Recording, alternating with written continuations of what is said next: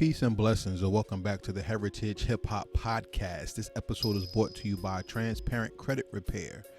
If you're looking to fix your credit and open your wallet to more money instead of emptying your wallet to more debt, please contact Transparent Credit Repair at www.transparentcreditrepair.com, or you can call them at 862-250-5122. Tell them Heritage Hip Hop sent you and reap the benefits of Black-owned business. This episode, we talked to an inspiration when it comes to hip hop. One of the people who got me back into hip hop when I took an exodus from it for a little while. Yeah, I had to step away from hip hop because it was making me very unhappy. And when I did, it was refreshing to see intellectual hip hop conversation come to the forefront thanks to blogging, vlogging, podcasting, YouTube, and anything where people can talk to the masses and give out their opinion. The person who really got me back into the game, who deserves a lot of respect, is Mr. Justin Hunte, aka the Company Man. From his work with Ambrosia for Heads or HipHopDX, his in particular brand of celebrating the culture not only is intellectual, but it shows you the celebration that hip-hop can bring a soul when not only they listen to the music, but they study the effect of the music and how the whole world can respond from one MC, two turntables, and a mic, but also a producer and DJ that creates the sound that holds the pulse of the culture worldwide. So this episode, we talked to Justin Hunte, and I want you to pay attention to this one because this is a very special interview, and I really got to somebody who I champion as one of the heroes of this generation's recording, documentation, and appreciation to paying homage to MCs, the culture, and to us, the fans, aka the average listener of the music and participant of traditions. Once again, pay attention to this one. This is very important. And I'll come back with the rest of my commentary when it's done. Peace and blessings, everybody. This is Karel from Heritage Hip Hop. And every time I do an interview, I always walk away with something. And today, I wanted to bring everybody someone that I respect, not only as a journalist and a hip hop head, but as a professor and teacher of the culture of hip hop. Please introduce yourself. What's going on, man? Justin Hunte. Thank you for having me.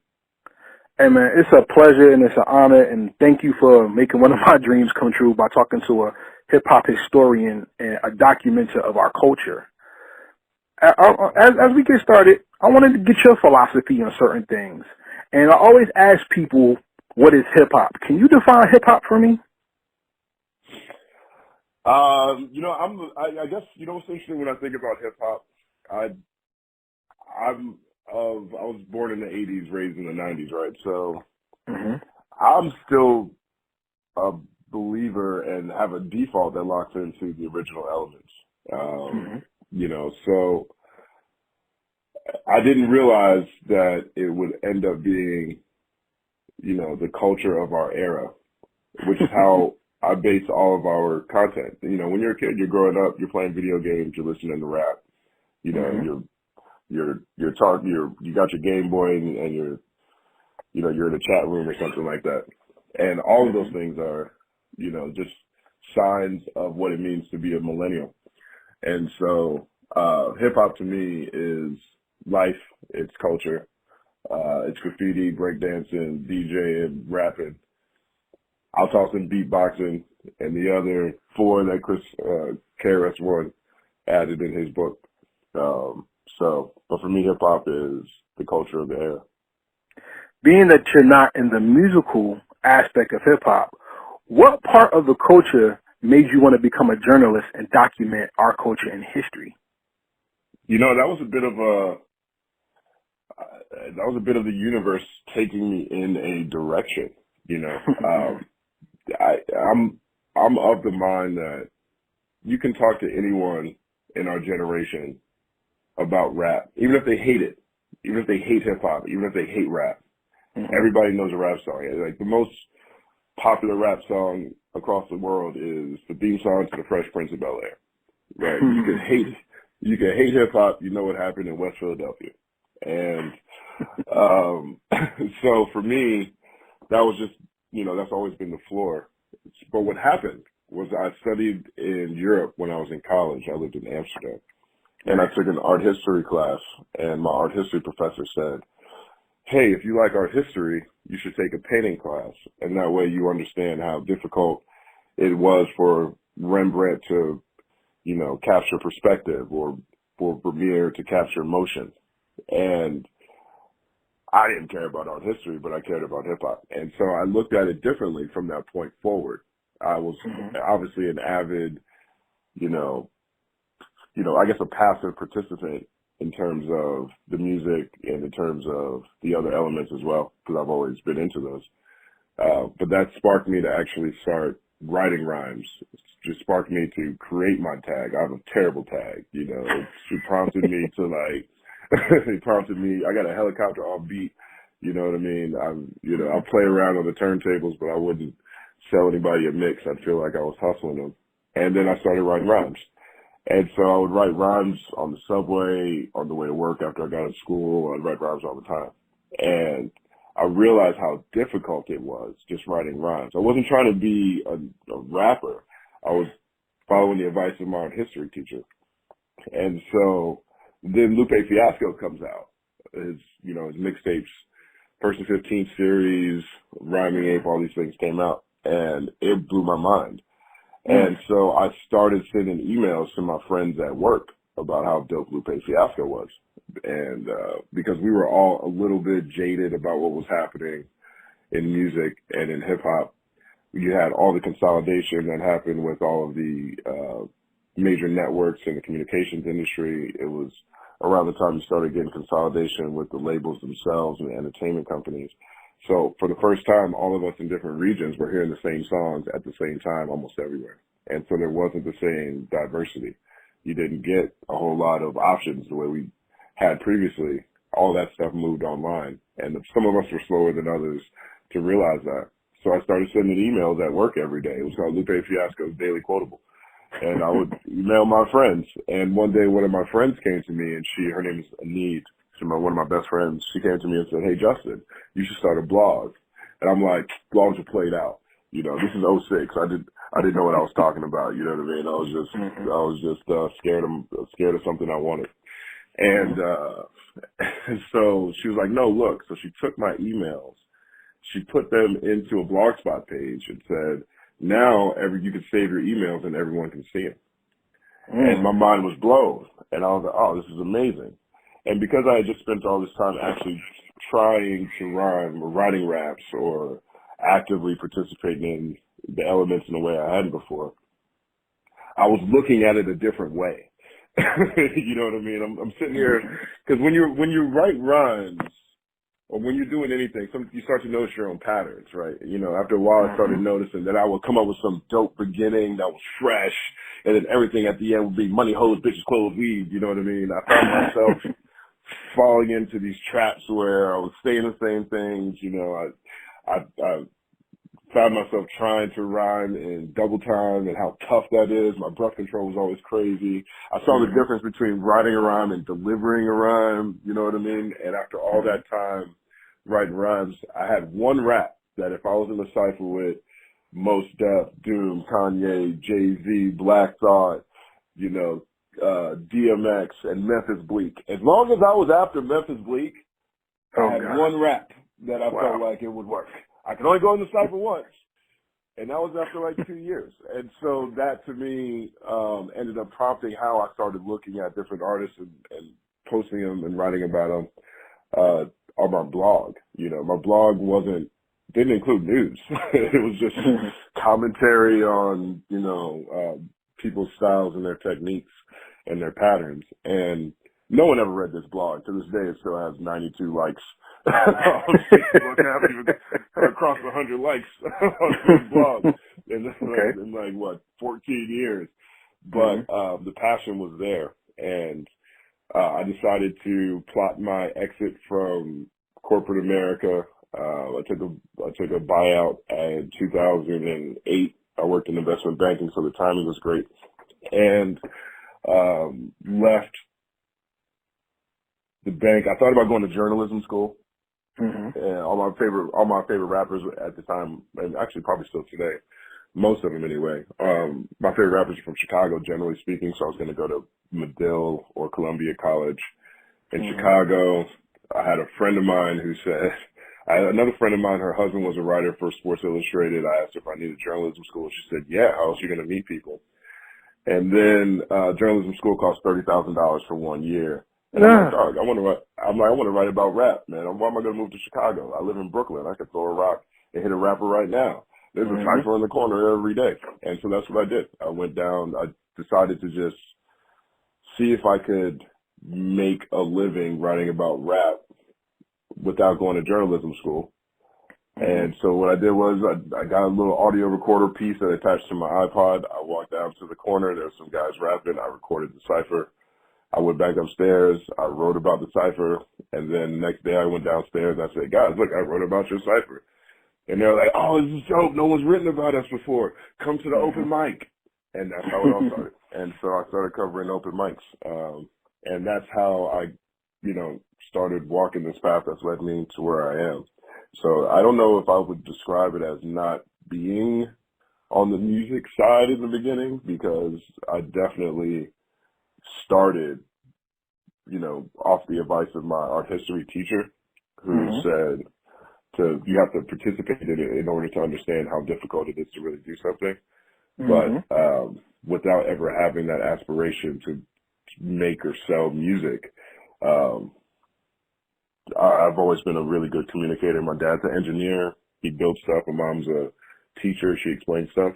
And I think that is what, the combination of those three things is what brought me into contextualizing life through the lens of hip hop. That's an amazing story, because I'm kind of similar, and I'm not going to put this on me. I want to focus on you, but I will say, to fully appreciate hip hop, you have to try something and fail to understand how good somebody is at doing it, even if they're mediocre. To be mediocre at something is still better than being bad at something. You know what I'm saying? Right. And that's the beauty of journalism, because there is no such thing as a bad journalist. There's only a lack of perspective. You see what I'm saying? I know a lot of people who would disagree with you. Okay, that's cool. I'm sure there's a lot of rappers that would disagree with you too.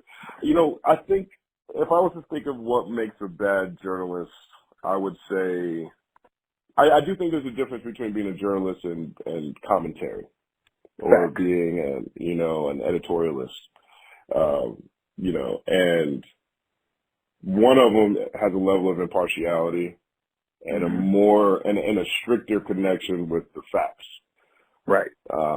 And the other one is more colorful with more room for hyperbole, I would say. And so, and I think that you can be a bad journalist if you don't care about facts or the truth. Or if you make mistakes and you don't acknowledge them and you don't correct them. I think that is, if there's no accountability in you presenting something that is true, you find out it's not, and you don't care, you let it live. That's, I would say, would be a bad journalist. But we're in this age now, this post-blog era, where since everyone can start their own platforms in any medium that they want, they can take whatever approach to talk about anything. And that to me is powerful. And in that sense, I don't think there is a bad, editorialist or a bad commentator. I just think people have preferences when you look, when you start looking in that direction. I always wanted to be a journalist, and I remember having a conversation, because I accidentally ended up hosting a radio show in New York early in my career when I worked for Brooklyn Bodega. And one of the other people at a radio show who was around that community was like, Justin, see, you're a journalist. I'm a personality, and the way she said it, the way she said it was like that was a bigger badge of honor. And it was so weird to me at that time. I'm like, man, what's the personality? A fun person without the facts? Like, I just didn't understand what it was. because even that medium was still so new, right? But she described herself more as a personality than an influencer. That gives you an idea of the timeline we're talking about. And most of the personalities were people on the radio, right? Right. You know, Angie Martinez was a personality, right? And but I would also look at Sway. Sway to me was a journalist. You know, he was a journalist more than he was a personality. You know, Sway's on my Mount Rushmore of greatest rap journalists of all time, and he's the only one up there that doesn't write. You know, and so doesn't write anymore?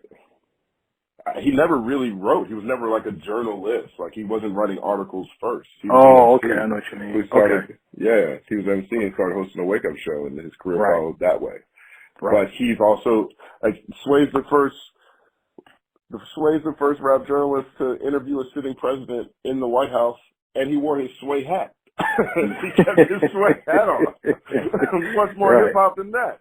Right. You know? So, you know, I look at it. So I've always started from the perspective of journalism first, and it just so happened that, you know, I've been blessed with natural gifts from my parents that can or tend to present well publicly, which makes it, you know, to me,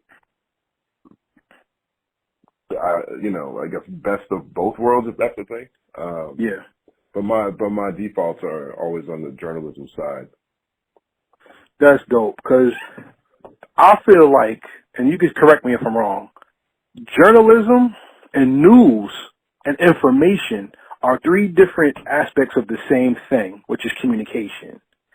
And when you take it upon yourself to give or to communicate with people, there's levels of how you go at it. I believe, like you said, there's personalities. And that's why I say journalism can't really be bad, because you have to know what type of thing that you're really going into. If you're going to be a journalist, what are you documenting? I mean, like I said, I could be wrong. But you have people like Doggy Diamonds, who's like one of my icons in hip-hop journalism. Love him. Yes, he gives you I got to stop you right. I got to stop you right there. I'm sorry, man. I didn't mean to interrupt your question. Doggy Diamonds needs more credit. Yes, he does. Out here every day talking to what exactly. He asks all the hard questions.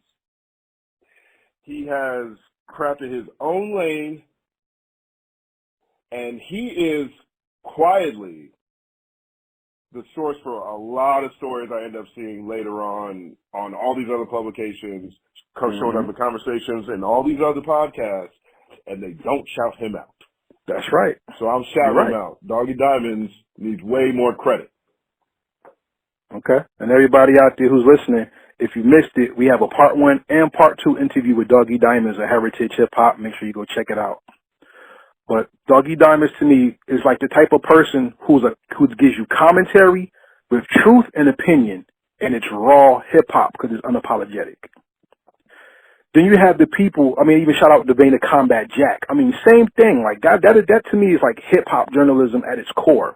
But then people like you, to me, are on that Roland Martin type style of hip hop. You know what I'm saying? Where I'll take that. Yeah, no, I mean, he's another person I call an icon in our journalism platform period history, especially for people of color's culture. He comes with the facts, he comes with history, and he comes with enlightenment that teaches you, not just checks you. You know what I'm saying? Right. When I look at you, T.L. Cross, people like that, when I intake what it is that you give, it's like you make the rhyme, the article, or the idea, and I feel like I just came away with a fly 16. How did you craft your style, and how did you want to give your communication information to the public? You know, big shout out to Combat Jack. He's a great friend of mine. We started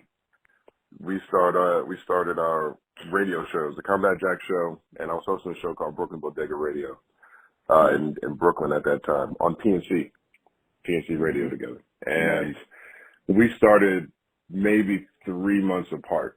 And he always had the most listened to show on that station. And then I had the second most, Brooklyn Bodega had the second most listened to show. And then they gave me my own show, the Company Net Show, which was top 3 or 4 at that same time. And my whole style comes from my influences more than anything else, and just the time of when I was born. You know, I think if let's say, you know, you mentioned Doggy Diamonds, Combat Jack and myself. All of us, at the core of it all, once you take at least one step away from hip hop, is edutainment, right? I mean, one of the things that was the illest about Combat Jack, Loudspeakers Network, and everything is that they were entertaining, but there was always something in there that was some, substantive, right? The same thing with Doggy Diamond. I think mine, for example, looked at, my first blog was called The Quotable, right? And I'm a lyrics first hip hop fan, or the lyrics first rap fan. Meaning the song could be trash, the beat could be trash. What's that skateboard mean? Whack! Your beat is whack. The way you rhyme, tight as fuck. You know what I'm saying? Like, if you can rhyme, to me that was fine. You know what I mean? It's like, man, I just, the way they're putting these words together is so incredible to me that I can deal with this collection of craptastic beats, right? And so I try, and I read quite a bit. And so one of my favorite writers is Scoop Jackson. Scoop Jackson, he's a sports writer now. A lot of people don't know. He was the first editor of The Source, if I'm not mistaken, first or second editor of The Source. No, he wrote for The Source. He was the first editor of XXL. Okay. And he had I'm gonna forget the name of this book. I can't remember the name of his book right now. I don't want to disrespect him. But his first book was a thesis paper he wrote in college, and it was basically a hip hop book, a book looking at the connection between hip hop and the community, social justice, etc. And he's the guy who, you know how if you look at old Source magazines or XXLs and everyone sounds like they're rapping when they're writing, all the journalists are writing with bars in there and stuff like that. Yes. I credit him for creating that. I told him that, he agreed with me. So I'm willing to go that far, even though, if you're talking like 87, 88, there's not that many rap journalists in general. But that's one of my biggest influences. And so you take the connection between lyrics and a lot of stuff that I'm reading, especially with Scoop Jackson. Bill Simmons is one of my favorite writers. Maureen Dowd's one of my favorite writers. Malcolm Gladwell's one of my favorite writers. And they're all very poetic in how they convey what they're talking about. And so I always try to include that in any medium that I'm talking about anything. That's dope, because I'm from New Jersey.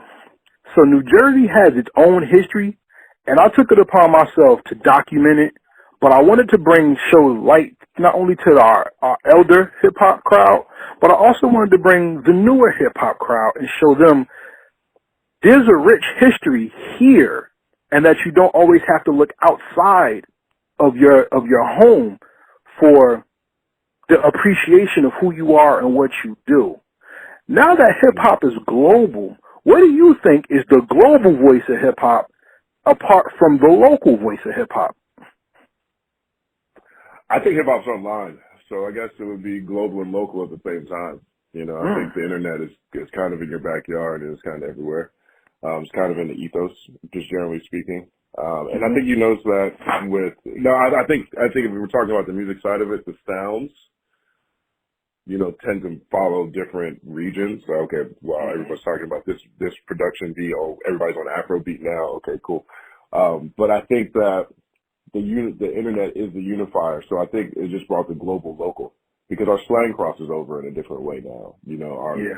Our swag, our drip, I guess swag is drip now. So our drip is, is global. It's more consistent.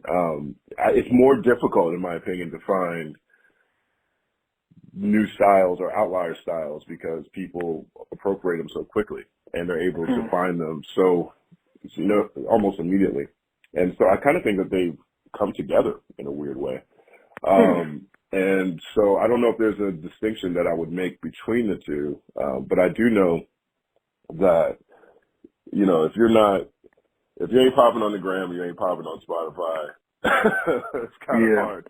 It's kind of hard for you to have a broader influence. I guess I'll leave SoundCloud in there a little bit, but, I was born in New Jersey. I was born in Newark, and I lived Shout out to Bricks. Yeah, and I was born in Galesburg, All right. and right across the Hooterville. street, right across the street from Galesburg High School, and that's where the Fugees went to school. The Fugees Right. were there. Who else was there? I can't think of. I don't want to. Throw out some wrong facts right now. But well,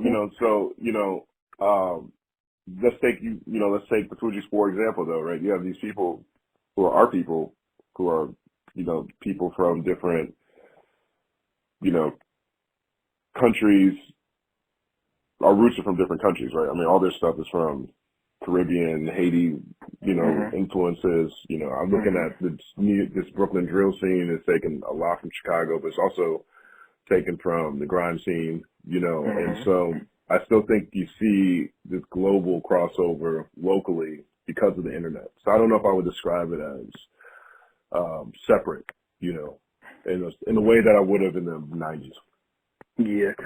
I think the thing about hip hop that makes it so unifying is hip hop is the pain of the people that are forgotten brought to the mainstream.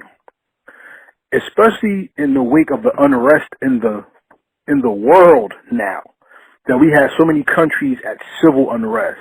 Police brutality is there. Economics is there, especially during COVID, that it seems like hip hop seems to be the most unifying voice of the people. I mean, and we're more unified now than ever before. This was prophesied in the 90s, the late 90s, when they said hip-hop would be underground, and you would have to go find real hip-hop, and the real hip-hop had a message. How powerful is it to you that hip-hop has endured, and it still is the voice of those who are struggling and fighting for freedom and to be heard today?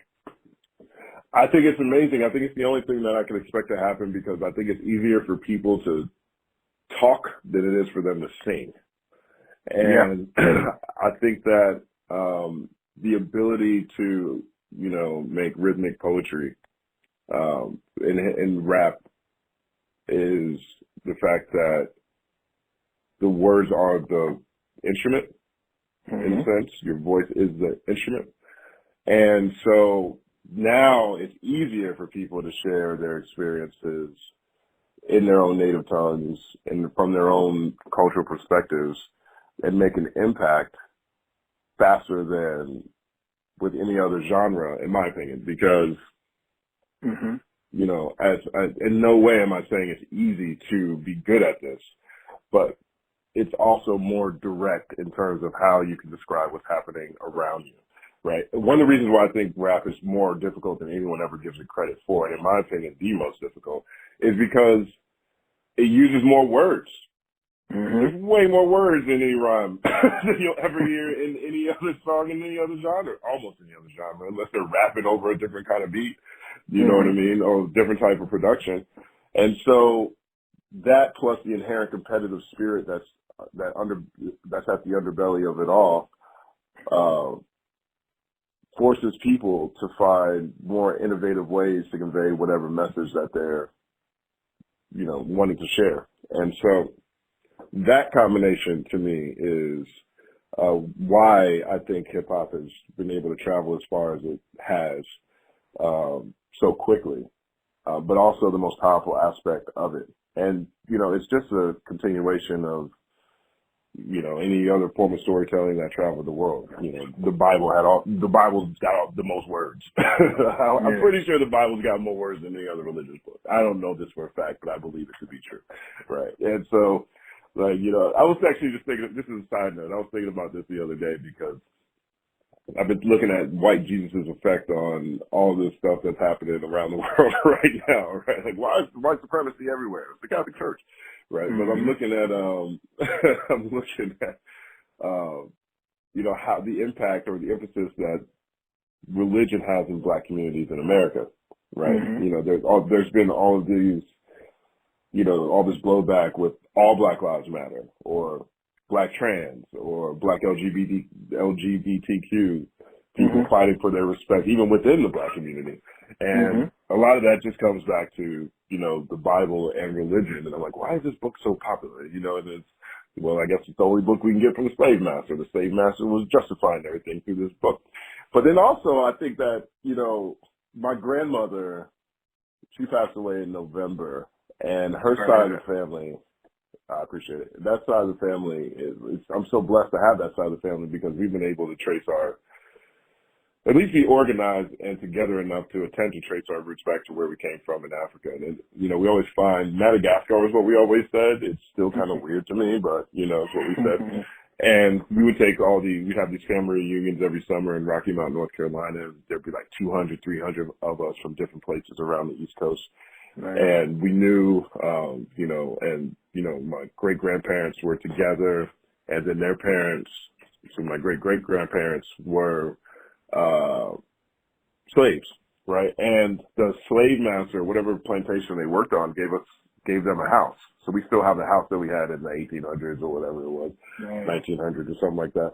And they're all super religious. And I was asking my grandma, why'd you guys read the Bible so much? Why are you so religious? And they were like, it's the only book we had. And I'm like, oh, okay. Wow. And that book has nothing but a whole bunch of books. The good books got like 40 books in it, so you get one book, have all the stories in the world. And I look at that when I think about hip hop, and this is just me. I don't have, this is my take on it. Mm-hmm. And here's this book that's got all these books that everybody has. And this is the first book ever printed on the printing press, and got more words than everything else. And that message has gone farther or farther than almost any other, perspective on the divine, we'll say.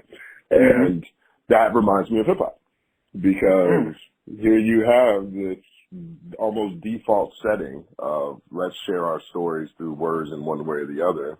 This genre, this version has more words than the rest of them, and they tend to travel farther, and people buy into the ethos as much as they buy into what's specifically being said by any particular voice within the culture.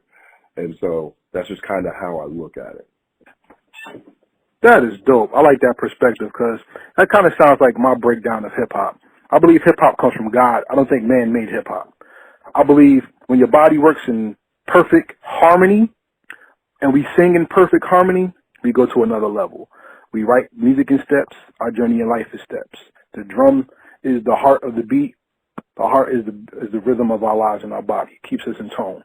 So that's very divinely perspective. Yeah, that's beautiful. I like the way you said that. Thank you. And another way that the divine keeps hip-hop alive, once again, is documentation, journalism, all that. I believe in my perspective, and tell me what you think of this, hip-hop is today's hieroglyphics of black culture. What do you think? I think emojis are hieroglyphics of black culture. I'm seeing kids playing or sending whole messages with just emojis. Like you look at the eggplant emoji, where'd that come from? The snowflake emoji, what's that talking about? You know what I mean? So, but I'm not mad at can I say that? Is hip hop the hieroglyphics of black culture? Modern black culture. Modern black culture.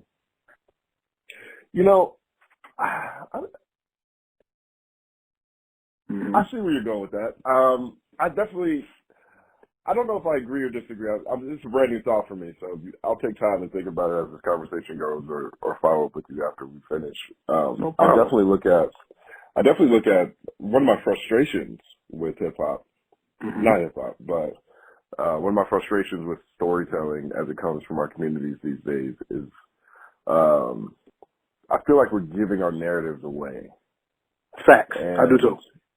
I'm not sure if we're talking to each other as much as we're talking how we need to talk to make as much money as possible. And I've never seen an era of musician in general. This is bigger than hip hop. I've never seen an era of musician in general that was so quick to sell out. Right. I mean, everybody's corporate. It's almost like if you're not connected to a corporation, you seem to matter less. Yeah. And I understand why, meaning the value of this art, and most art, you can argue, has decreased so rapidly because of technology and innovation, and the economic models were still in development, that you might not make as much money off of, the sale of an album or the sale of a song. You're not going to make as much as you want to, or a lot of times as you need to. So partnering with these other organizations is another way for people to raise themselves raise themselves economically. Mm-hmm. And so I get it, But then I'm watching, let's take, this is a terrible example, but I'll use this example. Let's take, Tekashi 6ix9ine, right? And, I look at it on one side of it, it's the most hip-hop thing ever, right? I mean, here's this kid who don't care about nothing, and he's doing him no matter what, right? In his own lane. And right. And then on the other side of it, it's the least hip-hop thing ever, right? I mean, he's literally not even the court case stuff. So just take the court case stuff out, because you don't even need it. Every day he's online, or he regularly communicates other people's personal street business, right? Neighborhood stuff, right? He's never, and there's no repercussions. Just nothing happens, right? And he's not the only one. I mean, you can go back. There's all kinds of different examples of this being the case, but I haven't seen this level of it so openly and blatantly. Like even 50, for example, you can go find all kinds of documents that are supposedly 50 working with whoever, right? But it wasn't so bold. And so I look at it as an example of us just giving selling out our community in a different kind of way. Meaning, we've made it almost a joke. And we're talking about traumas. We're talking about institutionalized pain that's passed down through bondage of 400 plus years. And we're joking about it. We've made it so common, so flippant to see someone in jail. Like I post, I just found out my man Hurricane Chris just got arrested today. He allegedly murdered somebody. Yeah. And I tweeted, and I was like, man, I'm sad to hear this. And the responses I got 3 different types of responses. One was, man, why you sorry for him, man? Why aren't you sorry for whoever he shot? Now I know who said that, doesn't even know the story, because I don't know the story of what happened. Right. But that's one opinion. The other opinion is like, man, he fell off. That's what he gets for falling off. You know what I mean? I'm like, you know what I mean? Which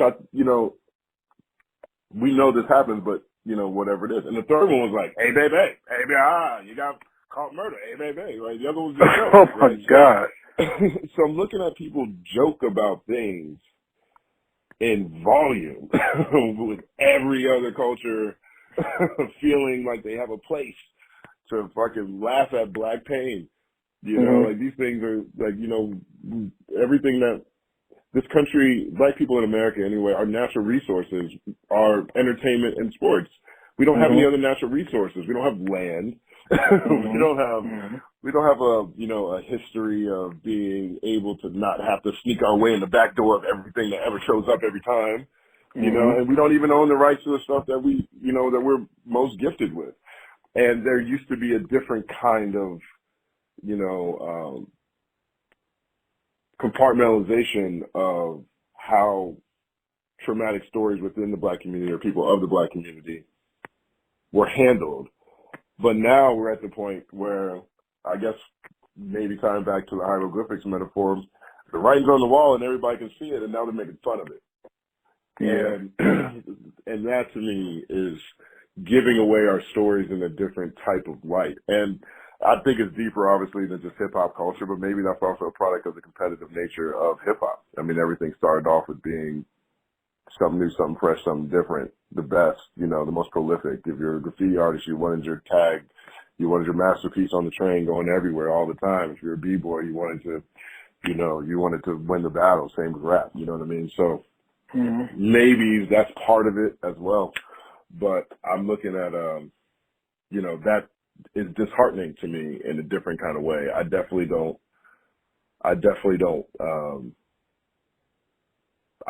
think we're doing a great enough job of controlling our own narratives or having values that are coming from the same place or controlling our narratives and managing our values in an environment where global and local are the same, in my opinion. Yeah. You know what I mean? Yeah, I do. I mean, That's why I give a lot of credit to like David Banner and Chuck D, KRS-One, J. Cole for a lot of the things that goes on, that they actually appear ready and speak on in the community and about the culture itself.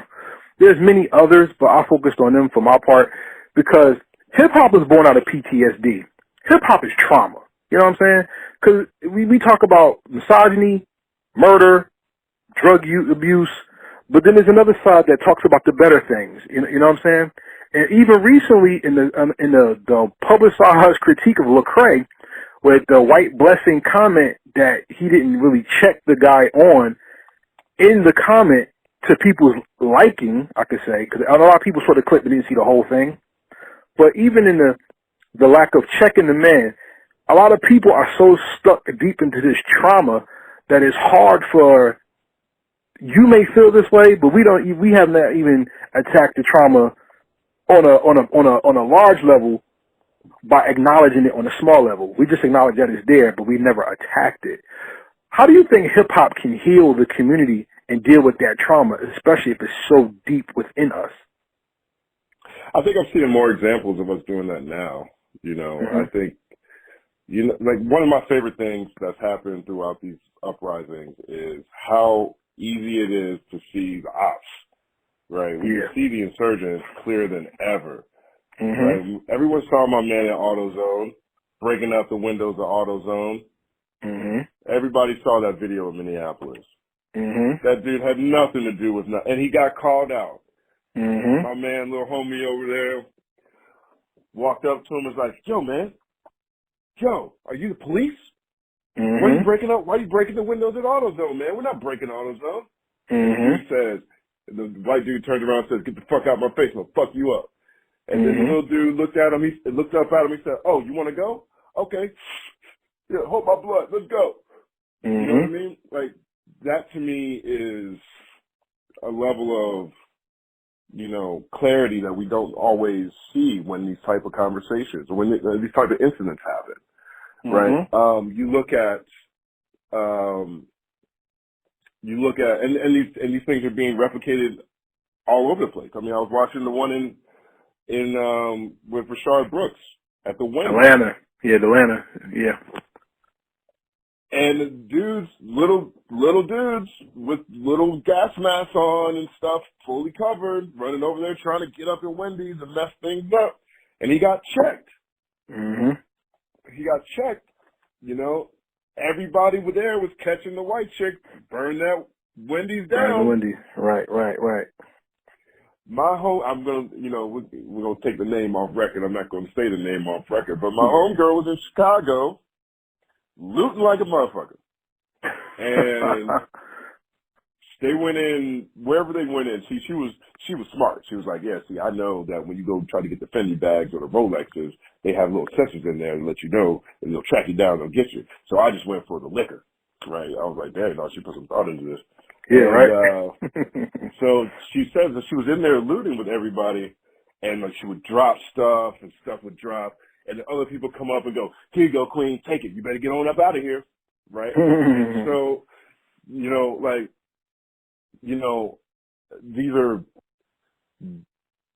circumstances that are created out of abject trauma for so long, or institutionalized trauma for so long. And I'm seeing people not double down on hurting each other while we're all in pain, right? I'm seeing people point out the people who aren't or don't appear to be part of the same movement or same motivations or from the same communities or been dealing with the same plight, same trauma as everybody else. Now, I'll look at this a little differently because I think one of the reasons why this is so big is because there's such a big wealth gap and there's so many people unemployed and there's so many other people who are, you know, feel like they're being treated black. I mean, if you got the NYPD union sitting up there describe themselves as they've only described black people ever, there's a lot of people who feel like they're being, you know, underserved or they're not getting their slice of the American dream. And, you know, I don't know if I could say this is directly hip hop, but again, my whole mission for everything I do is life through the lens of hip hop. And I, as we started this conversation, firmly believe that hip hop is the culture of this era, the music of our generation. And so our defaults are in place already. You know, I think that, you know, people are saying, I heard a lot of people prior to this, especially during COVID. I don't know, COVID was a pretty good example too. But, people saying, man, people don't listen to music anymore. The music isn't teaching anybody. I don't think anybody's learning or building or getting more closely connected through hip hop. And I fundamentally disagree. And I think this is a great example. I definitely think all these white kids out here burning stuff down, turning their skateboards into baseball bats and listening to a whole lot of Tupac and a whole lot of Kendrick, you know? And so I think maybe that's a reminder that, you know, the music with the most substance will always resonate the longest. But, I'm not sure if I can even say collectively what hip hop can or can't do. I think that the spirit of community tends to show when things are most confusing, when the outside world or all the outside stimuli are, you know, off kilter and out of whack. You know, you tend to need each other in a different type of way. You tend to trust each other. You tend to trust your stranger like your brother when, you know, the world is disheveled. And we're seeing that now. But what if I was to say what hip hop can do, I'd say it would be what hip hop has done and needs to continue to do, which is to continue to share stories of people going through things in different places. You know, I mean, hip hop, let's be real. Hip hop it can be exclusive too, right? You know, because I look at the LGBTQ stuff, the all Black Lives Matter stuff, and there is a gap. Like, you can't be gay in hip hop like that, you know, like you got, I guess, I mean, without opinion. Yeah, without opinion, there's always be a filter, right? Without opinion. I mean, look, this is where the value systems are. You know, I mean, that's not even a hip hop thing. I think that's a church thing more than anything else that's been adopted, that we've adopted through our, you know, relationship with white Jesus. And so, you know, that's something me and you should talk about a little later. You reference it a lot, and that's something I've studied for years. And maybe we can talk about that on some other level. You know? We can talk about it anytime you want, man. It's the truth. Yeah, it's deep. It's deep, but yeah. That's what it is, you know. So, you know, but there's always things that hip hop doesn't champion.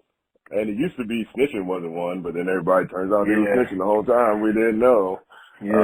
But I think that hip hop, as long as people are telling honest stories from an honest place, hip hop will always find a way to bring people together. Facts. We're not going to keep it morbid because I'm going to go back to a lot of your great work because I want to give you credit for something. And my thing, heritage hip hop is also built on telling people thank you. Because you know how Nori says on Drink Chats that he made the platform to give people their flowers while they're here? Yeah. I'm very big on that, but there's a lot of people who deserve thank yous that don't get it. So my platform, especially for the people who have touched my heart or my mind, you're one of the people I definitely want to talk to. And I remember sending you tweets and building with you before, but it is my pleasure to say thank you because during the 2000s, early 2000s, you are the person who kept me focused on the culture when I had enough of hip hop for a while, you know? Oh, wow. Yeah, man. Thank you. All right. At a certain point in hip hop, I got tired of hip hop. When I got heavy in the church and trying to cleanse my soul, I put hip hop down for a while, you know? And, there was only 3 groups. I didn't even listen to my favorite rapper, which is crazy. There's only 3 acts in hip hop that really made me listen to hip hop again. It was Lupe Fiasco. The Cool is like one of my favorite joints ever. Food and Liquor, the first out, like that was crazy. Like I love that. That's classic material. Little Brother would be second. And Little Brother is one of my favorite groups of all time as well. You know. And the third person I listened to was Nick Grant. So, yeah. He's from South Carolina. I used to live there. Yeah, so I'm like, that's the type of stuff my soul has been wanting instead of just get high, kill people. You know, I'm like a big Wu-Tang fan. I'm East Coast. You know, I like Southern music. I like it all. But it was that kept me grounded because I was kind of tired of Kanye. He got on my nerves. But and then your commentary, your video is like the GOAT series. That made me love hip-hop again because I got to say someone who's eloquent and educated is bringing me back to the forefront because I can't take fuckery all day. I need enlightenment and somebody to touch my brain the same way hip-hop touches my heart. So I wanted to tell you thank you for that. And I wanted to ask you, why is it important for you to put that educated content out to reach mass? And how did you know you were reaching the masses and giving them something that they wanted or needed? I mean, I thank you. I appreciate that, man. It was therapeutic for me too, just going through the process. Honestly, you know, creatively, I think when you start anything and you have goals that you want to achieve, you don't realize how hard stuff's going to be. And so, like, I almost went broke I almost literally spent all of my money trying to write about rap for a living. And I was 2 months away from being completely broke before I got the HipHopDX editor-in-chief job. And so, and the funny thing about the Breakdown series is that it's a product of everybody telling me stuff wouldn't work. You know, everyone was saying, your videos got to be shorter. Oh, you can't be talking about social commentary. What do you mean Redman's the GOAT? You know, like everyone's just saying no to stuff all the time. And I hate that. And I guess that's, you know, tends to be the conditions that birth beautiful things, including hip hop. I never realized I was making an impact, you know, honestly, until right now, until I slowed down making them. People, you know, I get more people hit me up about stuff about that, probably at this point than I paid attention to before. And it wasn't strategic in terms of my approach to storytelling or talking about anything. That's just who I am, you know, and it used to not be an asset. I guess now it's finally an asset. Before I talked white, you know, before I was Oreo, before I talked proper, you know, before I was, before if I was around white people, I was talking about rap too much. Who cares about hip hop? I get, you know, there wasn't a strategy. That's just who I am. I mean, you can find me at 7-Eleven, you know, smoking a Newport and I talk the same way. Right. And so, you know, but I personally, all the things I loved about hip hop always did this. Right. Every barbershop, every lunchroom table I've ever been at, all we did was talk about who the greatest rapper of all time was. You know, and one thing that I just noticed was that no matter who people thought was the greatest, everyone had really good reasons. They had great reasons as to why this person could be the best. And so that always made, and then when I started, you know, when my friend basically punked me into making a blog, that's when I also noticed, that's when I started looking, and after I started writing rhymes on the subway myself, that's when I started looking at the other side of it. You know, it's like, okay, I could tell a story about what it's like for me at work better than I could tell a story about what it's like for me at a club. Nothing I'm talking about is emotional as hell. How the hell can I be Scarface? I can't even talk about my ex-girlfriend in a rap, you know? So I started looking at what stuff wasn't there. And that is the only separation between GOATs, in my opinion, right? Because the way you connect, or we as individuals connect to a piece of art, a piece of conversation, is one thing. It's personal. It's uplifting to us. It gets us through stuff individually. But what happens when you take, you know, that in comparison to someone else, right? You know, there's going to be a difference in the things that maybe they don't do. And that was the approach for the GOAT pieces. Because the GOAT pieces is really nothing but saluting everybody. There's nothing mean-spirited. There's not, I mean, the closest one that's mean-spirited is the Drake one, you know, but I'm not impressed by Drake as a leader. I'm impressed by him as a, you know, lyricist and a song maker, but I'm not impressed by him as a leader.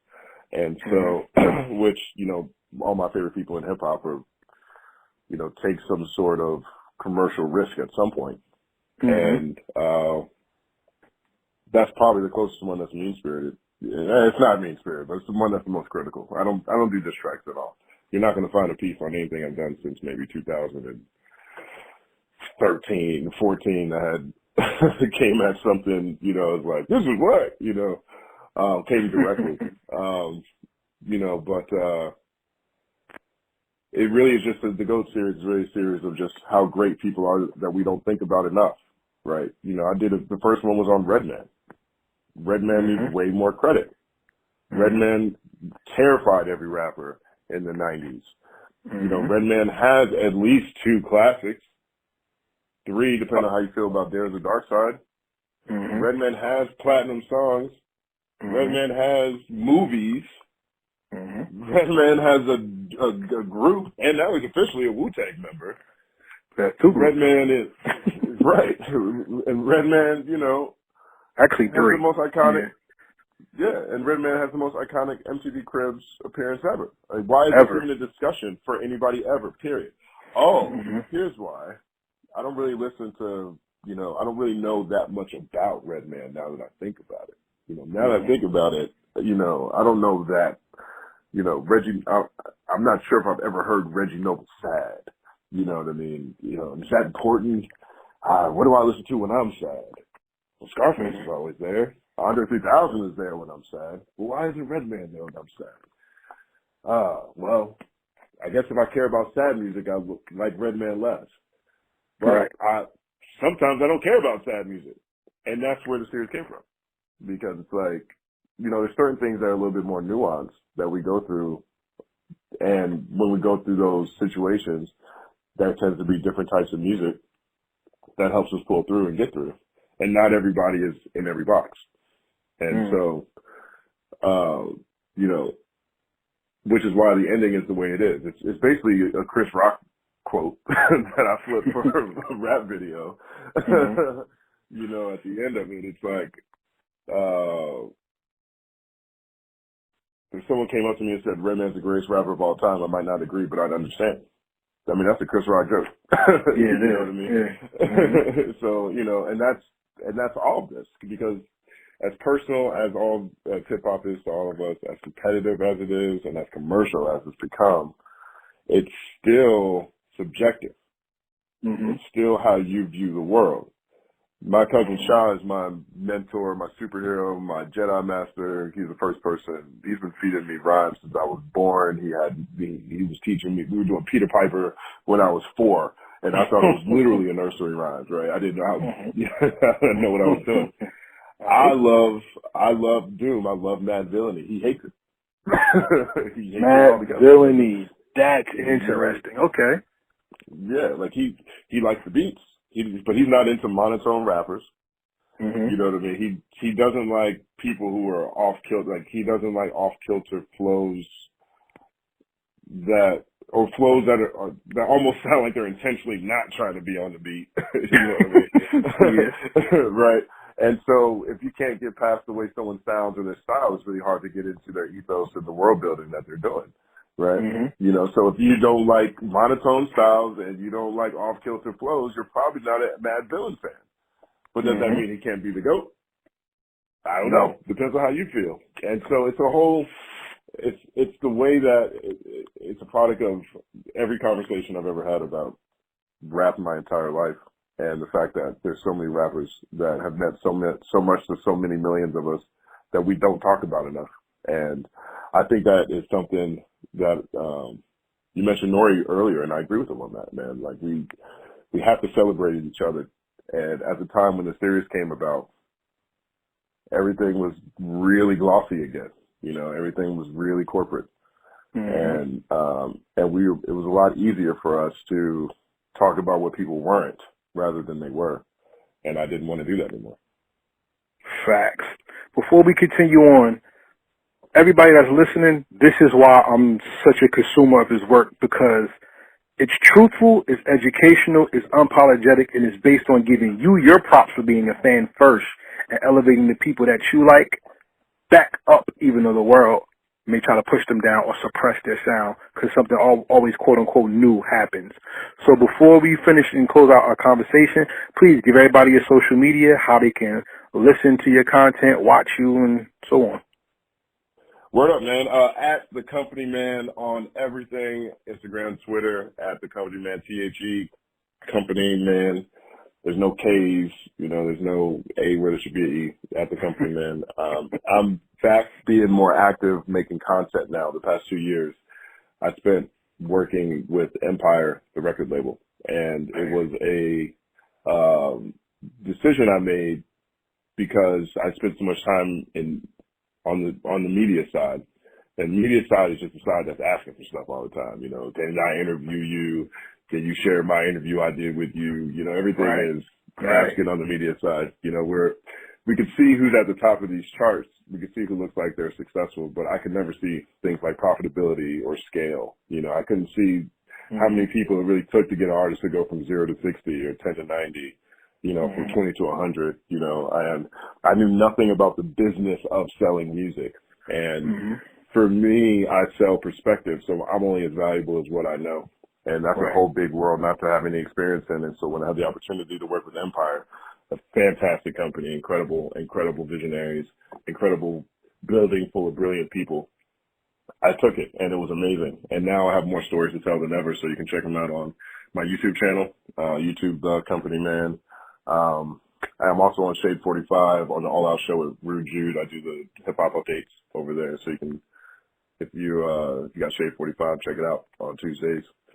And, you know, you'll see me everywhere else. Or you can just hit me up on the DM, call me at home, sitting around writing about rap. It's really dope, man. I really appreciate you, man. For real. I've been watching your stuff on the gram for a long time, man, and you have a very necessary voice right now because, again, you're helping people build, you know, and connect dots that aren't always obvious when we're just coming up, you know, looking to music or entertainment to get away from the lives that we don't love. And it's an honor to be on this podcast, and thank you for asking me to talk about morbid things and GOAT rappers. You just made my day, and I appreciate it. Thank you. Because whenever somebody that you respect gives you an honor like that, it's humbling.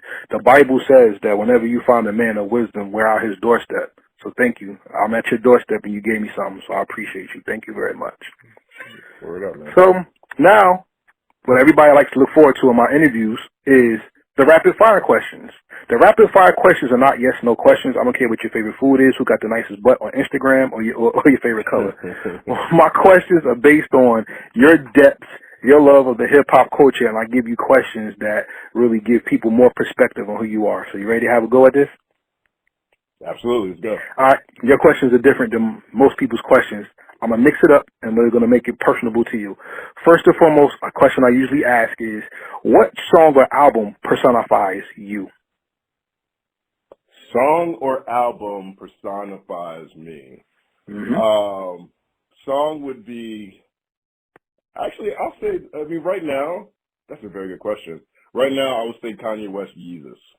And the reason why I say that is because it is honest, unmerciful, uncompromising, ornery. You know what I mean? It's all the things that make hip hop great. And the song that personifies me would be on that album, which is I Am a God. Right? I am a God. Even though I'm a man of God. My whole life in the hand of God. So y'all better quit playing with God. As soon as they like you, make them unlike you. Because kicking people's ass is so unlike you. So I'd probably go with those two. That's amazing. You're the first person who ever said that. That's dope. Okay. Another thing that bothers me about hip-hop is everybody has to be right. With me, I don't mind being wrong. Because unless you get other people's perspective, you can't grow your mind. And one thing people always argue about is the golden era of hip-hop. How would you define the golden era, and is there one golden era in hip-hop? You know, what's the general description? What is it? The technical description of golden era is what, 88 to 94, I think they say. A lot of people, it depends on who you talk to, because some people say 86 right. to 93, and then some people say, well, 92 and 94 don't count. And the newest one, yeah, for real. And the newest one is that there were 3 golden eras in the 90s. So which 90s are you talking about? The grimy Onyx era, the nothing but a G thing era, or that Wu-Tang after Death Row era? So, yeah, what do you say? Know, I look at golden era as when anyone's in high school or has the most disposable income and time. Because, you know, let's say, you know, like, nostalgia is a hell of a drug, right? And it's hard for people to appreciate anything more than when they're experiencing so many different things about life for the first time. And I grew up in the 90s, so I would probably look at that time. And so I would probably say the golden era would be 94 to 98, I would say, more so than anything else. Because I think you get the most range of voices and sounds from different regions. I think you also get a lot of firsts in terms of how big you could see hip hop getting. You had a lot of big albums. And you also saw a transition happen, and you saw hip hop survive the death of two icons at the same time and bounce back. So you've seen like a hate movement and a love movement. At the same time. Almost 3 years, at the same time. So I would say that, since we're opening up the definition for this rapid fire question. That was dope. My next question is, the remix is one of the most honest staples in hip-hop history that people really don't do anymore, where we would either change the beat or add people to a song to make the beat or the song have more life and longevity in the mainstream or around the corner on the block. What, in your opinion, is the greatest hip-hop remix of all time? One More Chance remix. That Biggie One More Chance remix. Easy for me because this is a true story. This is a true story, okay? I'm like you. I have no problem being wrong. I actually prefer being wrong because that means I learn something new. Right. I'm around people that I'm not learning from. I need to be around more people, right? And so I remember One More Chance remix came out, and I love this song. I don't know how old I was like 9 or something like that, right? And I love that song so much, so much. I love the One More Chance remix. Enough to take my little cut the grass money and go to Camelot Music to go pick up the Biggie Ready to Die album. I put the album on, and I'm listening to it, and I'm listening. I don't hear the One More Chance remix. I hear the original One More Chance. Right. I am frustrated. Like a CD costs like $15. $15, yeah. I've made $5 a week doing chores. Right. That was a month I saved up to buy this CD for this song that wasn't on this album. And I was so mad. I sold Ready to Die to my neighbor. I sold it to him. I was like, man, take this, man. They only got One More Chance remix on. I don't know what I'm gonna do with it. You know what I mean? Wow. And that's probably the worst. That's probably the most wrong I've ever been about any artist ever in my life. But I say that that's the most important remix from a very personal place, because I think that when I have an expectation that's so high and it's not met, it almost validates how important something was to me. And so I was so disappointed the One More Chance remix wasn't on the album that I got rid of one of the greatest albums of all time. You know, I sold it for like $8. You know, wow. And so I've never been more wrong and divested, because I had to go buy the album again. I bought the album again a year later. so now it's been $40, and I grew it to the point where it didn't matter for that remix. But away from just my personal experience with it, I think that was Juicy, One More Chance remix. What's the other one that big? What's the other first big single? I can't remember. But when One More Chance remix Juicy, One More Chance. And then you had, everything else was hood. Everybody liked the what? Right. Right. So the One More Chance remix was, another, it's one of those moments to me where you could see a superstar that could captivate any room when I look back. You know what I mean? Like, that to me was sophisticated, it was sexy, it was cross-cultural, and honest. Right, and hood at the same time. And so I would say that, because of those two reasons. All right. Well, I thank you for the GOAT series, because Redman is my GOAT, so thank you. For real. Word up, you know what I'm saying? up. And Brick City represent. That's right. And I want to ask you, why is it so hard for people to do a GOAT series for groups as groups instead of taking solo artists out of the group and then measuring them as the group and individual rapper?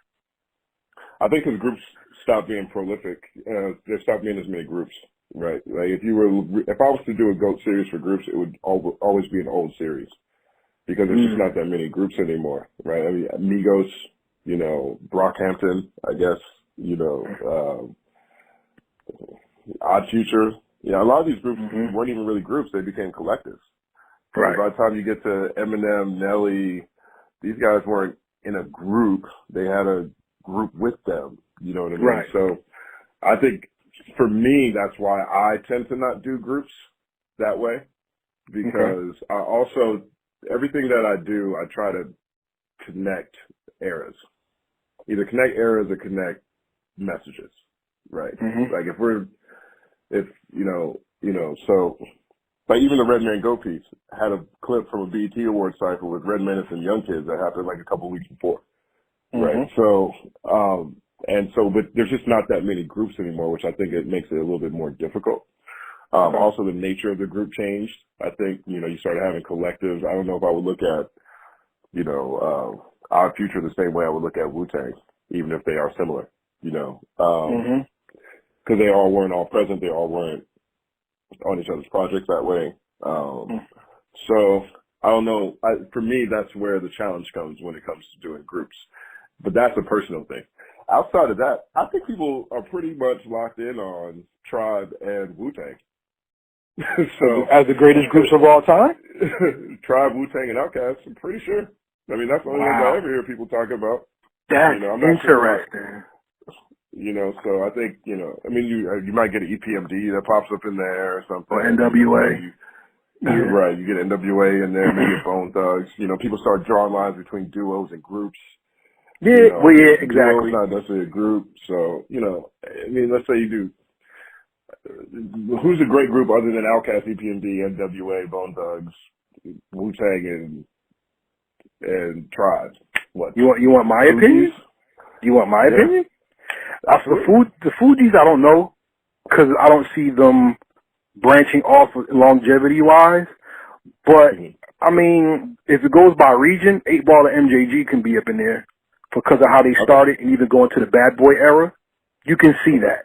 I would give them that respect. I would give UGK consideration. Okay, that's fair. I could give that too. I put them in it too. Yeah, I could get the Ghetto Boys consideration. I mean, it's hard for me to, because like I said, the group thing, like me, how I look at groups, the average hip hop person may not look at groups, so my argument wouldn't just be that. I think collectives and groups are where you get a little skewed. You know what I mean? Because Smith and Wesson could be there. Why not? They have the longevity. They had 2 classic albums. They rock with different producers and made classics. So I mean, hip hop is so regional and so global at the same time that if you're West Indian, whoever has those West Indian roots and kept it, they would be the greatest group of all time. If you're from the South and you know more about slabs and lowriders, that would be in the argument. And shout out to Rude Jude because Big Mike came up in one of y'all conversations, Mr. Peterman. Yeah. And I remember Pimp. Yeah, and I remember Pimp C singing that hook when I was little, watching Rap City, and I was like, "Who is that?" You know what I'm saying? And it was so hot. Right. It was so hot. And I mean, even if you want to take it to another level, could we not give Rhyme Syndicate a greatest group thing where they had albums and Ice-T and Everlast came out of that clique? Right.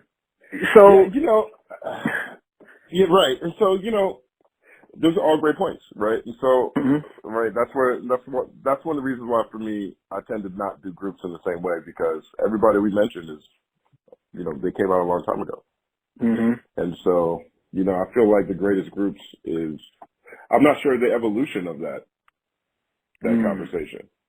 Okay. Right? I mean, you know, I think, you know, and again, you know, the GOAT series as I do it is open-ended, right? So you can still do the same thing with greatest groups. But, you know, I just think that one of the reasons why I think one of the reasons why is that groups, I think one of the reasons why you don't see more conversations around it is because groups became more expensive than it was worth for a lot of record deals. And so over the past 10, 15 years, it's been such a decrease in the number of groups that come out, which I think leads to a decrease in the conversation. Okay, cool. My next question is, being a group or being a collective is one thing, but when you're an artist, today hip-hop is so oversaturated with features that they killed the joy of the feature. Because I can only imagine if back in the 80s there was a Dougie Fresh feature with Buffy from the Fat Boys in the beatboxing contest, it would have been crazy. Or if we had a major single with Marley Marl with LL Cool J and Big Daddy Kane on it, it would have been bananas, you know? And nowadays, everybody's best friends, and I hate it, and I don't like hearing artists who can't carry albums. But there are feature artists that get on tracks, and they can steal a song better than the main artist. My question to you is, who has the greatest Guest 16 of all time, and what would it be to you? Greatest Guest 16. Mm-hmm. Greatest Guest 16. Live at the Barbecue, Nas is way up there. Okay. Touch the Sky, Lupe Fiasco is way up there. Okay. Lupe really shouldn't exist, man. I mean, this guy won a Grammy for a song about a project building that turns into a robot. You know how complicated of a song that is to win a Grammy? Mm-hmm. Like, you don't hear complicated rap songs. Like, not until Kendrick. You start hearing complicated rap songs start getting Grammys and stuff. But, and Lupe is so complicated as an artist and was able to be so successful through that. Those two are way up there for me. Let me look at my wall real quick. Let me see what stands out on my wall real fast so I can give a more comprehensive look. That's all good. Guest 16. Greatest Guest 16 of all time. Mm-hmm. I put those two up there for me. I mean, you know, okay, I'll give Eminem on Dead Wrong to me. It's crazy. It's crazy. Yeah, that's a classic. Yeah. That one is nuts. And I'll give Lil Wayne on Hollywood Divorce. I would definitely give Wayne on Hollywood Divorce on that one. Because I wasn't even really thinking about Wayne as a rapper who could even comfortably talk about conscious issues at all. And that was right then when his mixtapes had more range. And Wayne to me is obviously one of the greats of all time. I liked Wayne before he, you know, went to jail and got too leaned out because he would give you a Georgia Bush, you know, he would give you a Shooter, he would give you a Hollywood Divorce verse. And now I just get like songs about pussy, weed, and lean, you know what I mean, and money. And I think he's too talented to be so narrow. But I put him way up there. And then,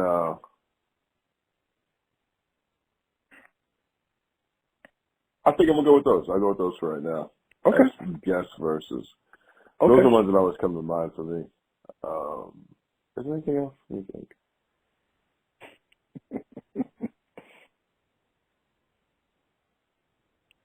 Yeah, I'll go with those. I'll go with those right now. We're going historical. And here's the reason why. All of them tend to have a corner attached to them, right? Live in the Barbecue, you know, Unknown Kid is talking about, you know, when I was 12, I went to hell for snuffing Jesus. Yeah, that's crazy. Yeah. White Jesus took an L. Thanks, man. You know, that to me was crazy. When Lupe on Touch the Sky hit I'm trying to stop lying like a mum-ra, but I'm not lying when I'm laying on the beat. And it was I'm trying to stop lying like a mum-ra caught so many cats. And a lot of people, like that whole verse had so many different allusions. That whole verse had so many different allusions to pop culture references. And I'm a huge Thundercats fan. Yo, and like, so I'm trying to stop, I'll break it down for people who don't know what this reference is. I'm trying to stop lying like a mum-ra, right? So I'm trying to stop lying. Lion is the double entendre, Lion, Lyin like a Mum-Ra. Mum-Ra was the villain in Thundercats, who was, I think he was a dog, if I'm not mistaken. And he was trying to stop all the Thundercats. Right. So, and Lionel was the Lord of the Thundercats, but Mum-Ra was the bad guy, and he used to lie a lot. It's simple complexity. And another thing real quick on Thundercats, when I look back, Mum-Ra is 100% correct, man. I mean, this dude is just chilling on his planet, him and his dog, everything is good. He's hanging out in his tomb, you know what I mean? All his skulls and life is good. And then here comes these intergalactic space lions, crash landed on their planet, just trying to gentrify the whole place. I'm not mad at Mum-Ra in retrospect, but that's the reason why I put that one up there. The Dead Wrong verse with M. The 7 different levels of devil worship and horse and sex, human sacrifices, candle. Like, it's just the energy, the vibe. And at that time for me too, because I put that one over Eminem's verse on Renegade, right? Because the Renegade verse is, I think arguably you could put that as one of the greatest guest appearances of all time. But the one with Dead Wrong to me was crazier because Biggie had already passed. And I don't think it's a fair fight, don't get me wrong. I do not think it's a fair fight. Biggie is passed. It's the old Biggie verse. It's the new M verse. But I just didn't even think about M being able to get anywhere close to that sphere. Right. And by the time the Blueprint comes out, the Blueprint is when I start really looking at Jay-Z as like, dang, man, he might be right. He might be better than Big, but he's definitely the closest. Like that, I'm starting having those new thoughts for the first time, and now M is on that album where Jay-Z finally snatches or claims the throne officially. And so for him to go from that to Dead Wrong and be on a track with Biggie with like just brand new thoughts, that whole verse, I'm like, what is he talking about? Why is this so amazing? He's not supposed to be able to do this. Where's all these internal rhyme schemes going crazy? And so that, to me, I think solidified M's right to be in the cipher, how he deserved and earned to be in any cipher in a way that no white rapper prior to that had been able to garner.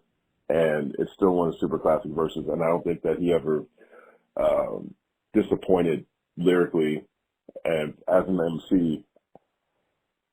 In my opinion, you know, ever. I think he disappoints as a song creator sometimes, but you could see how incredibly talented he was with that one. And then Hollywood Divorce with Lil Wayne. And like I mentioned earlier, I was not used to hearing Wayne be able to hang with Outkast or anyone really on a conscious track. You know what I mean? Like this is, he said, I don't have to go to Hollywood because Hollywood come through my neighborhood with cameras on. I really think they're stealing from us like a sample song. I really wish that we would take it back like Hammer's Home. The hurricane came and took my Louisiana home, and all I got in return was a darn country song. Like that was hard. Like right after Katrina, you know, I didn't expect, you know, Lil Wayne to be able to capture not only the South's underrated, how underrated the South was, you know, because that same era when you have that song, you have that verse, you have the song Shooter that's around that same era, which was on the Carter 2 to the radio stations. I'm tired of being patient, stop being rapper racist, region haters, spectators, dictators, behind doors dictators, it's outrageous. You don't know how sick you make us. I want to throw it like chips in Vegas because this is Southern. Face it, if we too simple, then y'all don't get the basics. That was around the same time as his verse on Hollywood Divorce, and that was an Outkast song. And Outkast made the statement at the '95 Source Awards, the South got something to say. That's all I got to say. So it felt like a passing of the torch in a lane that Wayne wasn't normally thought to be in, with two of the greatest ever, and in my personal opinion, the greatest rapper of all time at the same time. And arguably outside them, you know. So I think that did a lot for Lil Wayne's respect levels in other regions. So that's why I would say those four. Nice. As hip hop has matured, we now see hip hop cross over into the media guide, right? Now everybody has a podcast. Everybody has something that they say and have a commentary on. But the thing that impressed me the most is Scarface's book, Jay Prince's book. You know what I'm saying? We now have people having biographies or autobiographies written of their stories. What do you think is going to be the next level of authentication for hip hop to make it into that long-standing, documented age of information for the future? I think we just had it. I think Kendrick Lamar's Damn did that. I mean, it just won a Pulitzer. It's the first rap album to ever win a Pulitzer Prize. Pulitzer is a prize given to songwriting, storytelling. And it's a phenomenal, masterful project. I mean, I think it's Kendrick Lamar's best album, and Kendrick's in my top 3. And so I think that was a big one, a huge, huge, huge, huge one. Outside of that, I think that you will see, like, I think you could do a Black Thought Roots biopic that is Oscar worthy. Especially the Black Thought side, just the level of trauma that he fought through in his life coming up in Philly, and what Philly was like to where they've taken it. I think that story is Oscar nominated, Oscar worthy. I'm not sure where they're putting podcast storytelling yet, but I know that podcast as a medium will be elevated to some level of something, world renowned. Pulitzers will probably pick it up at some point. I can see the Oscars. Or the Grammys, if they're giving best comedy album, I think podcasts may have a room in there. I don't know. Maybe not. It's not necessarily music, but if they do comedy album, I think you can make an album worth of podcasts, especially since everything is basically playlist now. But the podcast medium will be championed at some degree with some sort of big award, and I think that there's like the Serial podcast right now is probably one that should be award-winning in terms of best podcast, right? And I think that you could do a podcast on Lupe Fiasco and his story. That would be amazing. And I think, that would be up there. Kanye, whatever Kanye decides to document his life, is going to be huge. He's the first rapper to ever have it. Yeah. But it's also going to be, I think it's also interesting because he's the only rapper I know of that has a direct relationship with 3 presidents while they were in office. True. And yeah. So you take that, you take the Kardashian side of that. The Kardashians don't show up without O.J. Simpson. So I think that story, would be really, really big. I'm waiting for them to do Tupac the best. I liked All Eyes on Me, the movie, because it just brought me back to that era. But I don't know if that's like the real version. Yeah, I mean, they decided not to talk about Pac allegedly getting raped in prison or whatever. So, I'm not sure, if that's really the comprehensive story, even though I found it incredibly motivational. I think that would be up there. So definitely the Kendrick winning a Pulitzer was huge. Pac and who else was in there? Pac, LL Cool J. Who else was in the Rock and Roll Hall of Fame? Biggie? Is Biggie in there yet? I don't know. I don't think so. I know Public Enemy's there. Right. Those guys, I mean, they've reached the Rock and Roll Hall of Fame, which is another big institution. I think that's going to be it. And I think what's going to happen is you're going to see a lot of really, really, really interesting, pervasive documentaries, docuseries, storytelling around all these rappers who are going to jail because of their lyrics. That's happened over the past 5 years, 10 years. Ton of rappers are going to jail for freedom of speech. And I think that's going to be a big story going forward at some point in some medium. It's hard to predict exactly what it's going to be. I'm trying to figure out who's going to be able to tell a whole investigative journalism piece in a meme. I think everything is getting smaller, and memes right now are great for entertainment. They're great for polls. They're great for, marketing. I'm spending a lot of time in my mind trying to figure out how can you tell a breaking news investigative story in a meme, Yeah, I don't know if it can be done or not. I don't know if it can be done or not, but I think about that quite a bit. And so a lot of these things are new media, new ways to communicate, and if they progress, because some of them definitely will, you'll see them be recognized by high art in different ways. And so I think that whoever can get the best podcast story, whatever happens with the Roots Black Thought story, Lupe would be the best podcast ever. Kanye with the presidents and the OJ connections and all the stuff that he just did on his own. How do you tell a story in a meme? And whoever gets Tupac right, I think those are the ones I'd be looking out for right now. Okay. So I have 3 last questions. And as a journalist, we always have to stay, or as a commentary, we always have to stay key with the music to make us happy or inspired to keep going. What 5 albums or projects do you listen to now that keep you elevated?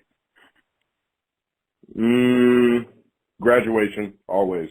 When I worked in investment banking, I got so stressed at one point that I found myself drinking like a glass of wine before I went to work. It was the closest I ever felt to an alcoholic. And the graduation held me down heavy. On this day we become legendary, everything you dreamed of. It's anthemic, it's big, it's motivational, and it's as if he's stunting on the accomplishments that he put together over the past 3 albums, and but not resting on his laurels. So I lean on that album all the time. Anytime I'm stressed out. I tore my Achilles tendon a couple of years ago, and before I went into surgery, I was listening to Graduation. You know what I mean? Because they got to do all the pre-op stuff, and they start shooting you up with needles, and they start giving you the anesthesia. And I was super nervous, so I'm listening to Graduation. I had some dental work done a long time ago. I'm listening to Graduation. Anytime I got a problem, Graduation is one of those albums. Kendrick Lamar's Damn. And Damn, to me, it's his best album. It's one of my favorite albums, and that one represents my own personal internal struggles with my own confidence or self-esteem. It's a reminder of how I used to think it was me against the world till I found out it was me versus me. You know what I mean? So that one is way, way, way, way up there. You said 5 albums, right? Yep. You got 3 more? You can stop it if you want. I mean, I'll keep going. Okay. Yeah. Food and Liquor is one because, classic. Yeah, especially Real. I had a dream that God gave me flight to fly for my own good, so God gave me plight. If I wake up in the morning, then I gotta give him sight, make him see, make him think, ain't it G, show you right. You know what I mean? That's my personal mission statement. It's hard for me to do anything that doesn't. My series basically ends in a question. And it's more of I don't have the answers to these questions is what I say all the time. And the reason I say it is because it's more inviting, right? It makes people feel as though there's more of a conversation. You can watch all 10 minutes of the video, 15 minutes of the video. And if you think I don't know what I think, then you're not really watching. I just talk this sentence at the end of it so that people feel like there's, they realize that none of us really have all the answers. And the power that we have is in our ability to communicate and to make each other think. And a lot of times that can come through a lot of different forms. And Lupe's gift of storytelling and metaphor is what it is. And for me, meaning if you listen to Food and Liquor, it's almost all third clip. It's like, 17 tracks with the bonus track? I don't know, let's say 17 tracks, 15 are third person. You can see the whole world and, and do it very simply. And so it reminds me that, you don't have to be everything to all people, and you don't have to interject yourself to be able to connect with, what people are going through. So that's number 3. Number 4 is an album called The Good Son by Homeboy Sandman, one of my favorite artists of all time. If you haven't heard this album, Punch Yourself in the Face, go check it out. It's there's a song in there called The Carpenter. Homeboy Sandman, he went to Penn. He was a prep for Prep 9 kid in the East Coast. Worked in, I think he was either like an accountant or something. I think it was something financial. Everybody goes to Penn does finance, so I imagine it was something finance. And quit because he wanted to rhyme, wanted to be a rapper. And he was one of the biggest rappers in the first scene that I became a part of in New York when I first started writing rhymes. And it's the first album that I ever had early that I was able to pitch to somebody who let me review it. So it's the first exclusive album I had. It was the first album review I ever did for HipHopDX. And it was a great album. and it's 100% uncompromising spirit. He had a song called Yeah, But I Can Rhyme Though. And all it does, every verse in between is somebody telling him some reason why something he's doing won't work. You know, I think, let me see if I get this right. One of them goes, saying you're bugging, homeboy saying, man, saying you're bugging, not getting on Twitter, think of all the fans who'd love to monitor your each and every move maybe you should consider. Nah, but I can rhyme though. You know what I mean? Okay, I'm gonna check that out. He was literally breaking all the rules. And his whole mantra is that none of this other stuff matters as long as I can rhyme good. And that's my approach with my whole journalistic career. The only thing I ever focused on was getting better with my pen. Get better at telling stories, get better at reviews, get better at interviews, get better at asking questions, get better with metaphor, everything. Keep my metaphors tight, you know what I mean? And everything else just fell into place literally just by doing that. And so, and when things didn't work out, for me personally, there was always the biggest gap between the amount of focus I was putting on my pen. Right. You know, like when I'm working at a record label, I'm not focused on my pen in the same way. So there's a gap there. When I'm running HipHopDX, when I'm editor-in-chief at DX, I'm doing more, you know, business development, management, hiring, firing, strategy stuff than I'm actually sitting down writing every day. And so there was a gap. You know what I mean? I got to experiment with video, so there was evolution. And so the good son always brings you back to that. What's that? That's four? That's four. That's four. That's four, right? Yeah. And then the last one is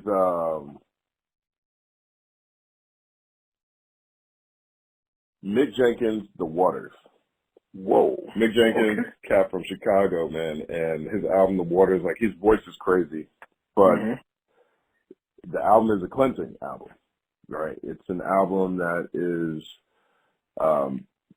champions sobriety. It's an album that champions spiritual health. It champions mental clarity. It champions attacking your emotions, your fears head on. And it does all this without ever sounding preachy. It doesn't sound like he's talking down to you. You know, it doesn't sound like he's even talking at you. A lot of times you're not sure if he's talking about you. But everything that he's saying and he's conveying, you know, sticks to your ribs like lyrics from Top Lib. So I would probably say those 5 albums. All right, that's dope. I got 2 albums I need to check out I never heard, so I really appreciate that. The next question is more geared towards your A&R side. And this is a question I like to ask everybody who loves music, not just hip-hop, because you can go anywhere with this. If you were going to construct your your dream song, who would you have on the track and who would do the beat? Dead or alive, and doesn't matter genre, no limitations. Dream song, no limitation. Oh, I want a song. I want a song with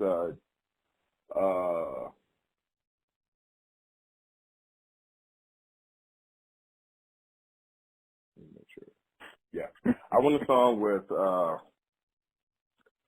Kendrick, Andre, Nas, and Lupe. And the reason I want them is because I feel like they all mirror each other to a degree in different eras, in different ways. And I've always, I think 3 Stacks jumped on the Bitch Don't Care My Vibe remix with Kendrick. Kendrick reminds me a lot of Andre, but also a lot of Lupe. And Yeah. Kendrick definitely, soaked up a lot of influence from Lupe, especially in storytelling, right? I mean, one reason I have Lupe ahead of Kendrick is that Kendrick has a lot of ideas second when it comes to Lupe. And I still champion originality, but I just think the level of storytelling in that track would be, Pulitzer worthy, Oscar worthy. I think that would be. I mean, I can't even imagine the metaphor, what stories they could tell, what narratives they could deliver, because I think they're all 4 of those are in my top 5 or 6 greatest storytellers of all time. Nice. And they all can also move and bend their flows and styles to a lot of different ways. And I think that I would put Madlib on the beat because I want it to be hard for everybody. I wouldn't want a commercial song from him in the same sense. Not to say Madlib can't or doesn't, but what I mean is that Madlib beats have just like a dustiness to them, like just like this, universal effervescence, while like grimy and shiny at the same time. I really don't know how to describe it, but I think that when I hear people on Madlib beats, not everybody can handle a Madlib beat, and I think all 4 of them could. That's dope. So for everybody out there listening, you're getting the mind of the company man himself. Make sure you follow him on all social medias and check him out on YouTube. This is one of the people who inspire me to keep going.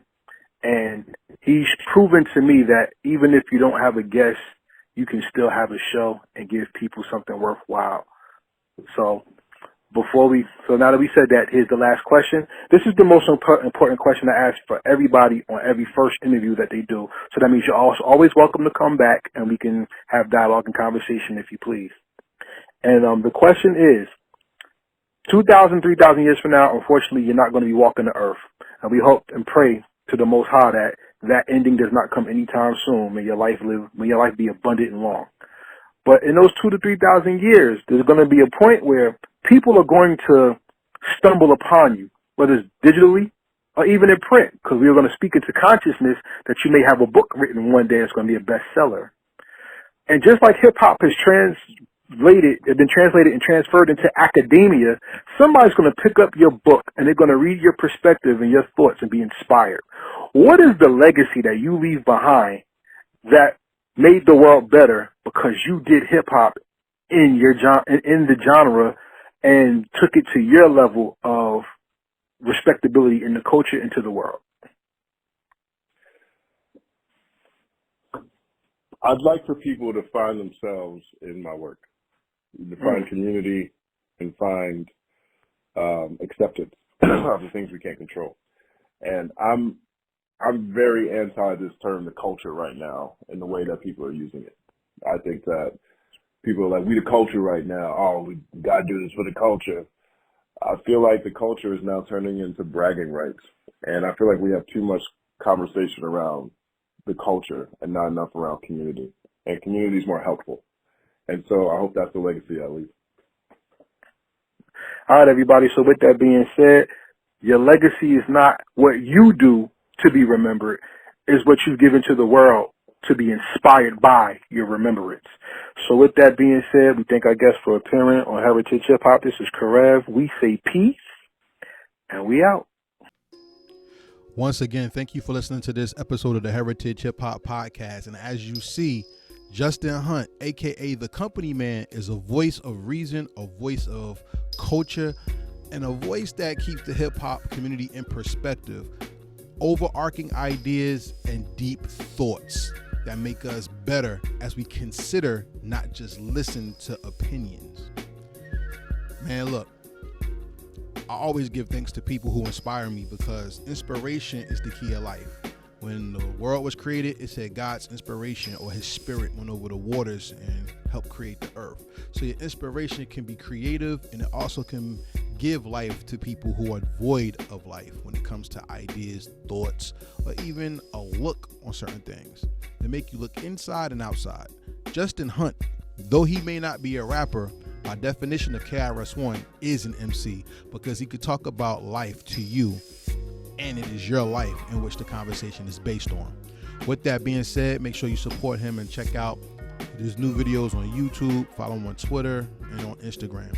This episode is brought to you by Transparent Credit Repair, the superheroes of the credit repair and financial literacy world. Open your wallet for more money instead of opening your wallet to create and pay off more debt. To do that, you can contact Transparent Credit Repair at www.transparentcreditrepair.com, or you can call them at 862-250-5122 and tell them Heritage Hip Hop sent you.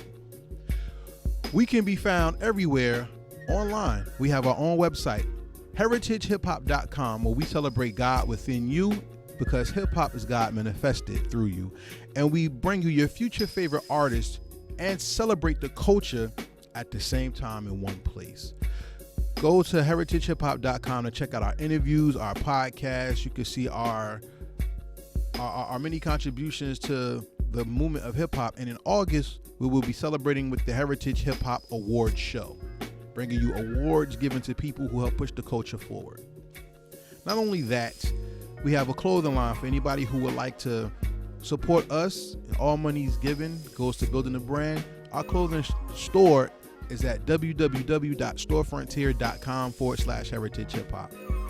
Hopefully we'll be seeing you in those shirts. So when you get one, please take a picture, #heritage hip hop, and send us a picture to let us know that you received it. Also this month, we are celebrating the world as it stands against social injustice. We have a Mike Council playlist, which is about fighting against oppression and racial inequality. You can see that and hear the soundtrack or playlist on our main website. And as a member, you get special gifts as well. Maybe download, maybe an album. Why don't you join to find out? Besides that, everybody, I thank you for listening to Heritage Hip Hop. We want to give a shout out before we get out of here. Shout out to Fatty's Place, our virtual assistant. If you're looking for a virtual assistant to help your social media pop, contact Fatty's Place at FADDYSPLACE on Instagram. Our marketing, promotion, and placement guide, which is an MC who went behind the boards to build not only his brand but others, is Fire Jaws. You can contact him at FIREJAWS on Instagram. I want to give a shout out to Lex Diamonds and Big A, who are the other half of the Heritage Hip Hop Network, who have their own shows. So shout out to the Big A Show on YouTube, season 2 coming soon, and shout out to Lex Diamonds of Diamonds Entertainment LLC. Not only that, everybody, I like to say thank you for all the time that you've given us to listen to us talk about hip hop, the culture, and just celebrating who we are as people in this world. Remember, the world is better with you than without you. So stand strong, be safe during COVID, and stand against all injustice, because we are God's creation and God created us to rule this planet. So let's rule it in equality, love, and justice, and not with hatred, prejudice, and any forms of oppression. And with that, I am Karev, and I say peace, and we out.